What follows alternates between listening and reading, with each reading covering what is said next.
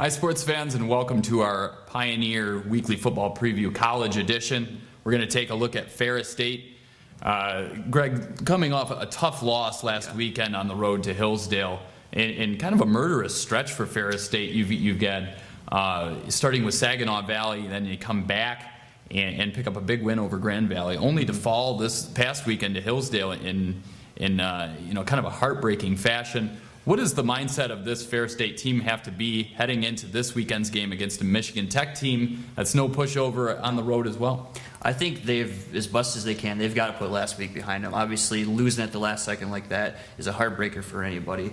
But just looking at them, they got to do something about the defense right now. I mean, they gained 476 yards, but they also gave up 496. And obviously, you cannot do that to win a game. And it's surprising with that much yardage they gave up that they were actually in the game with their offense. Well, yeah, I think that's been the issue for this defense all year because they have been pretty good at stopping the run. Hillsdale averaged 3.2 yards a carry. I think the big issue is the secondary, and they need to get better production out of that. Some good players back there. It's kind of a mystery of why that they've had some of those struggles.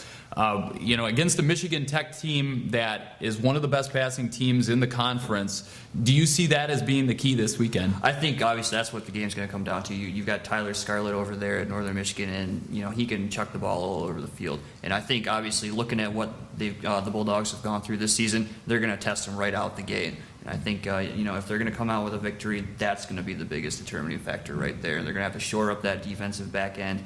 And if they do, I think the Bulldogs offense, like they have all year, can put the points up on the board to get you in a game. It's just, stopping the other team. Your predictions on this weekend? I think, I don't know why, but I'm going to go with Ferris. I just have a feeling that after last week, that one stung a little bit, and they're going to want to come back and show everybody that they're still going to be in the discussion here towards the end of the season, as we're drawing towards the end of the season here in the GLIAC. Yeah, I agree. I think Ferris State's a better team than Michigan Tech. I don't think there's going to be a lot of people that argue with that. The fact of the matter is, though, they're playing on the road. Yep. Ferris is a good road team, but Michigan Tech plays a much different brand of football in front of the home crowd, 8 hours north of here, than they do on the road where they have struggled this season. I think it's going to be one of those traditional kind of Ferris State games, back and forth, both teams in the 40s, and maybe whoever has the ball last wins it. I think Ferris finds a way to get it done, though, this weekend. Now let's go to a video clip of Ferris State coach Tony Annese, who talks about this weekend's preview for the Michigan Tech game. Coach, obviously coming off a tough loss last week, you talk about how the team has responded this week against another tough test that you guys are going to have on the road. Yeah, we responded well. It's tough.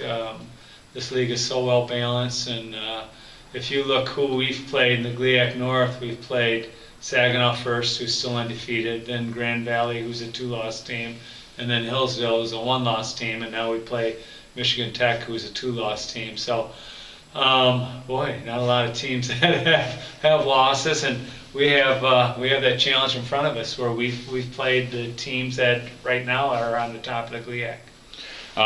Looking last week, looking at the box score and kind of the story of the game, it's hard to see where you lost the game outside of maybe, the play in the secondary and how they were able to pass the ball. Can you just talk a little bit about the secondary's play and what you need to see improve there? Yeah, they were 9 for 18 in third down conversions. We just didn't get off the field. 3 of them were just penalties that kept their drives alive. But, I just talked to the team. We just did a third down period here today, and the offense is 4th in the nation in third down percentage, and our defense is 149th in third down percentage.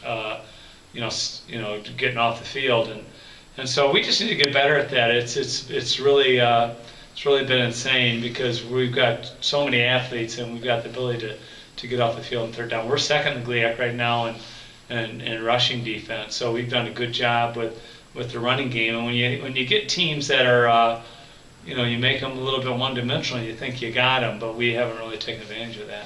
You mentioned, your guys having a little bit more of that confidence or that swagger in the defensive backfield. Do you feel like that's a key and just more of a mental thing for them in their approach to the game in the passing game? Yeah, I think so. Just having the feel that you can go make the play when the ball's in the air. We just need to be better at that because ultimately I told them it's not about scheme. It's not about, there's a million different ways to pressure the quarterback, a million different ways to cover receivers, but it's ultimately, just executing what you need to execute. And AJ said it right.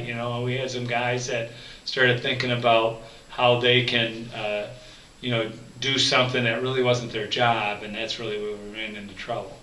Offensively, I thought you were pretty much par for the course with what you've been doing this year. One of the things that stood out was that you guys took care of the football. I don't think you had a turnover last weekend. Is that an encouraging thing for you? Very encouraging. If you told me that we would have a clean game like that and our defense would score a touchdown, because our defense has scored 2 times in the last 2 weeks each game, so they're giving us a touchdown, huge. And then we didn't have a turnover, huge. I mean, you give me those 2 statistics and I say we win the game. But, we got to realize, too, we're going to Hillsdale College. We're playing, a great, well-prepared team on their turf, and they're a tough out. They're a tough out, and we didn't get it done. And so, it's just, it is what it is, but we need to be more focused on, knowing that every opponent's going to be a tough game to win. You're going to get another test in the secondary this week with one of the better quarterbacks in the GLIAC and Scarlet in the passing attack of Michigan Tech, and talk about the challenge that they present. Yeah, well, first off, we're going up there, so, in and of itself, we got to be ready to take a tough trip and go to a place that, they're a lot better at their place than they are on the road. They've lost 2 games on the road to, they lost to Findlay and they lost to Grand Valley, and they barely squeaked one out on the road against Northwood. So at home, they're a whole different team. So, we need to understand that, and then we need to understand that, they're going to be a team that can whip it around. Scarlett's a guy that's, 3-year starter in this league, and they got a good sense of what they want to do passing the ball. So, yeah, we need to be ready.